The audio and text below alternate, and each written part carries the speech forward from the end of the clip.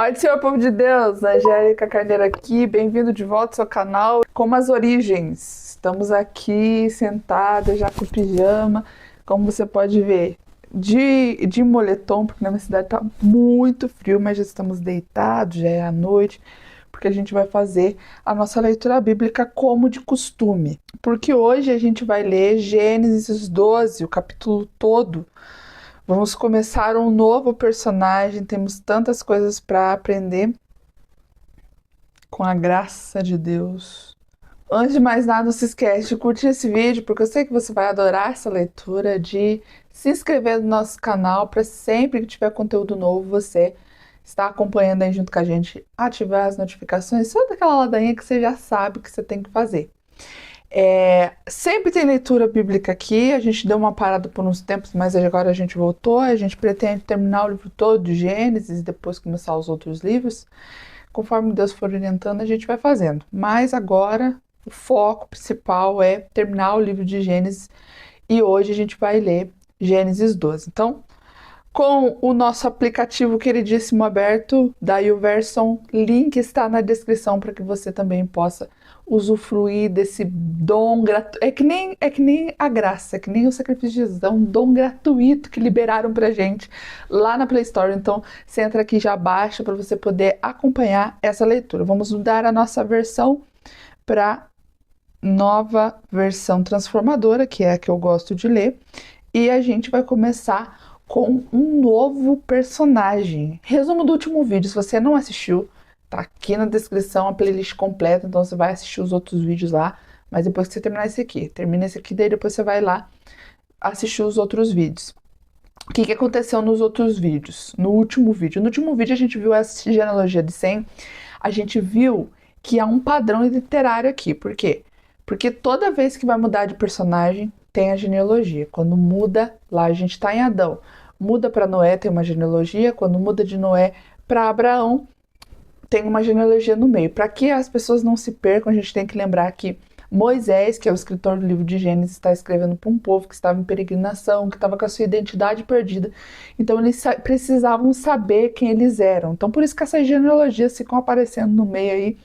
Você fica de saco cheio quando você vai ler, mas isso é muito importante para que o povo de Israel entenda quem eles são. Então, há esse padrão literário. Então, no último vídeo, a gente tem uma genealogia de Sem, que é o antepassado de Abraão, um dos filhos de Noé, para Abrão. Então, a gente termina o vídeo falando, ou o capítulo, né, capítulo 11, falando do pai de Abraão, que é Terá, que ele sai da terra Ur dos Caldeus e vai em direção a Canaã, mas que para em Harã com a sua família e se estabelece ali, e ele morre ali, e Abraão continua vivendo a sua vida ali com a sua família, com seus bens e com todas as coisas. Então, e é aí que a gente começa o capítulo 12, versículo 1. Vamos ler? Sem delongas, vamos lá.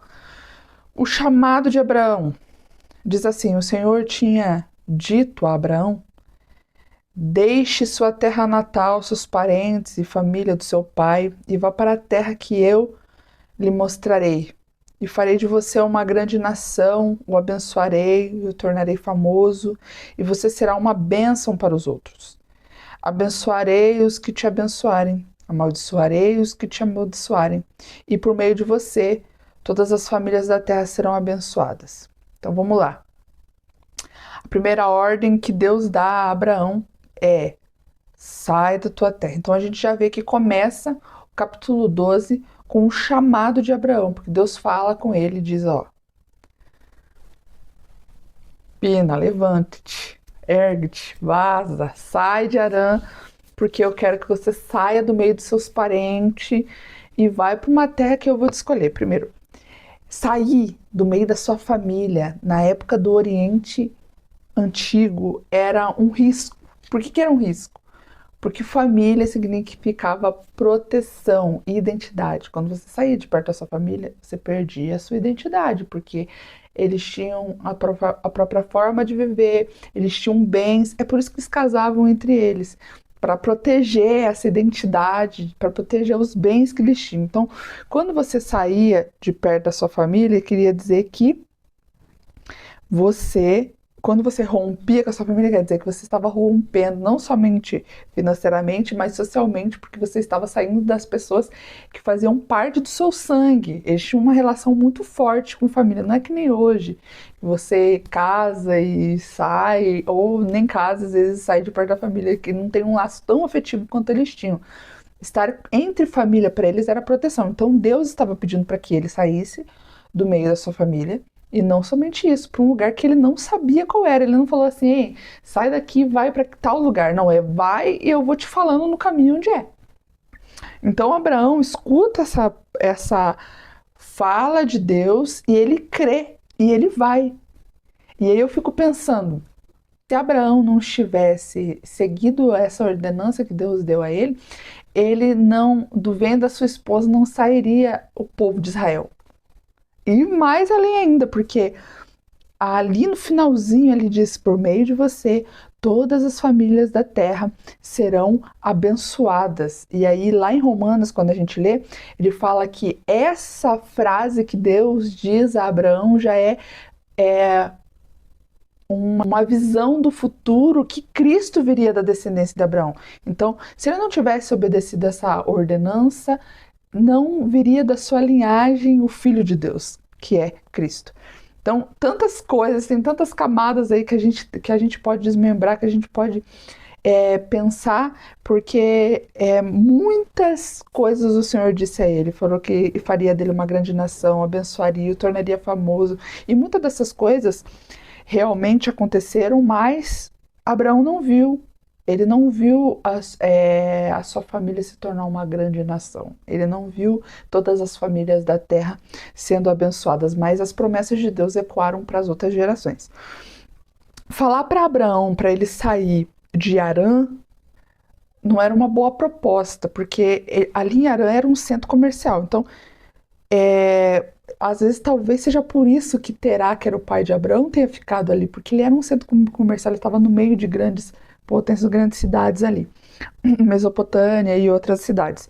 E aí Deus pede para que ele saia dali, porque Harã não era muito diferente de Ur.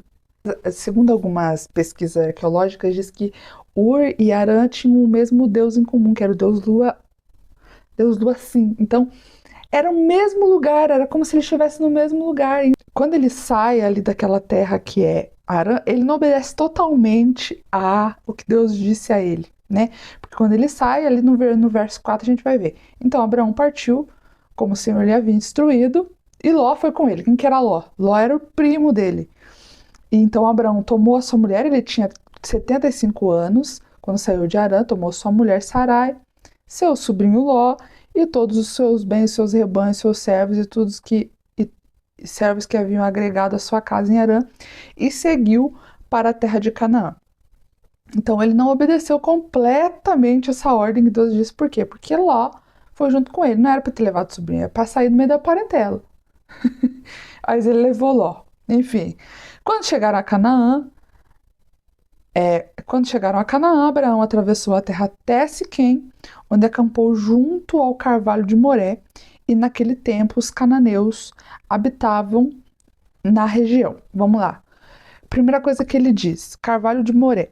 No Oriente Antigo, normalmente esses lugares com bastante arborização eram lugares sagrados. Eles diziam que eram lugares que eram centros religiosos. Então, quando ele vai até ali no Carvalho de Moré, a gente vai ver que ele vai fazer um altar ao Senhor para o glorificar naquele lugar. Então, era comum as pessoas fazerem lugares com bastante árvores ou arborizado, fazerem lugares de centro religiosos ou lugares de adoração aos seus deuses. O que era diferente com Abraão. Ele adorava apenas um Deus e normalmente os povos ao redor adoravam vários deuses. Então, ele faz um altar a Deus ali. A gente já vai ler sobre isso. É isso. E ele diz aqui no texto, naquele tempo, os cananeus habitavam naquela região. Então, por que Moisés escreve sobre isso? Por que ele fala que os cananeus habitavam naquela região? Porque era conveniente avisar aos povos que estavam lendo com ele, já que, como eu disse, ele está escrevendo para um povo que está em peregrinação. e esse povo está indo para Canaã e lá já está habitado. Então, ele queria dizer a respeito dos conflitos futuros que estavam acontecendo na época de Moisés. Então, ele queria deixar claro que os cananeus já estavam naquela terra bem antes deles. Antes de Abraão, eles já estavam lá.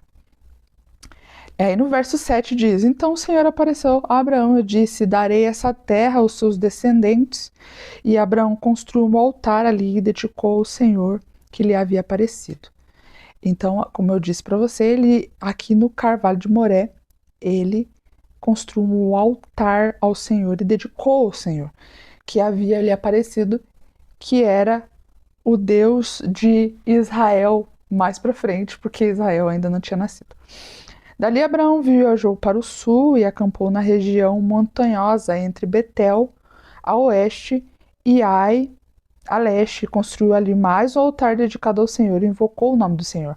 E aqui a gente vê mais um lugar que vai se tornar conhecido pelos israelitas, que é Betel. A gente vai ler em outras passagens mais vezes sobre esse local, como esse lugar é importante para o povo de Israel. Então, aqui ele constrói mais um altar e também invoca o nome do Senhor. Então Abraão prosseguiu em sua jornada para o sul, acampando ao longo do caminho em direção de Negueb. Aqui, o capítulo 12, ele é dividido em duas partes. A primeira parte, ela é sobre o chamado de Abraão, como está escrito lá em cima, e depois ele é Abraão e Sarai no Egito, porque vai contar uma outra parte da história, que é a parte burocrática da história, porque todo mundo fala, ai, Abraão, o pai da fé, Abraão, o pai da fé, mas a gente sabe que ele era um homem como eu, como você, humano, e que tinha seus erros, e então a gente vai ver um dos episódios que as pessoas condenam um pouco Abraão. Vamos lá? Naquele tempo, uma fome terrível atingiu a terra de Canaã, e Abraão foi obrigado a descer ao Egito, onde viveu como estrangeiro. Fome, nessa época, ela era muito comum, por quê? Por causa que o povo dependia da agricultura. Então, quando não havia chuva sazonal, ou quando não tinha um clima favorável para a agricultura, essas pessoas normalmente tinham o hábito de migrar, elas migravam para outros lugares. E por que Abraão desce para o Egito? Porque a gente já sabe da situação geográfica, né? Porque tem o rio Nilo ali. E o rio Nilo fazia com que a agricultura fosse favorável no Egito. Então, não é o primeiro episódio que isso vai acontecer. A gente já vai ver o mesmo padrão com o neto de Abraão, que é Jacó, e também com o bisneto de Abraão, que é José, que eles migram. José não migra, né? José é levado, mas no episódio que conta a história de José, a gente vai ver que as pessoas vão migrar para o Egito, por quê? Por causa do Nilo, porque é favorável à agricultura. E também porque outras razões, mas a gente vai ler lá na frente. Então, a gente vai ver... Então, eles descem para o Egito, então Abraão vive ali como estrangeiro. Verso 11. Aproximando-se da fronteira do Egito, Abraão disse a Sarai, sua mulher, você é muito bonita. Quando os egípcios a virem, dirão, é a mulher dele, vamos matá-lo para ficarmos com ela. Diga, portanto, que é minha irmã. Eles pouparão a minha vida e por sua causa me tratarão bem. Então a gente vai ver Abraão instruindo Sara a contar uma meia-verdade. Por que uma meia-verdade? Todo mundo diz que Abraão mentiu, porque ele não era irmão dela. Mas isso não é verdade, porque Abraão e Sarai, eles eram meio-irmãos, e a gente vai ler isso lá em Gênesis 20. Depois, esse assunto para outra hora, mas vamos deixar bem claro aqui, pontuar. Abraão e Sarai eram meio-irmãos. Então, isso não era totalmente mentira, mas era uma meia-verdade. E ele queria fazer isso por benefício próprio, porque ele queria se proteger, porque ela era muito bonita. E aquele negócio, né? Abraão criou uma situação na cabeça dele, e essa situação ele tomou como verdade e ele instruiu Sara a fazer isso.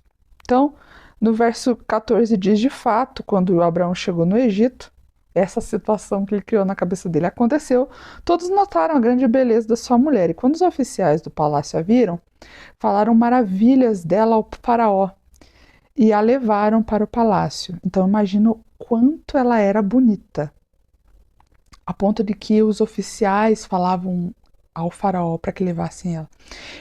Por causa de Sarai, o faraó deu muitos presentes a Abrão.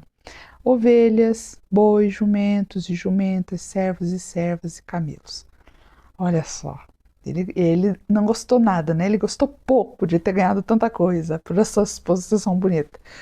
Mas, por causa de Sarai, sua mulher, a mulher de Abrão, o Senhor enviou pragas terríveis sobre o faraó e sobre os membros da sua casa. Por isso o faraó mandou chamar Abrão e disse: O que você fez comigo? Por que não me disse que ela era sua mulher?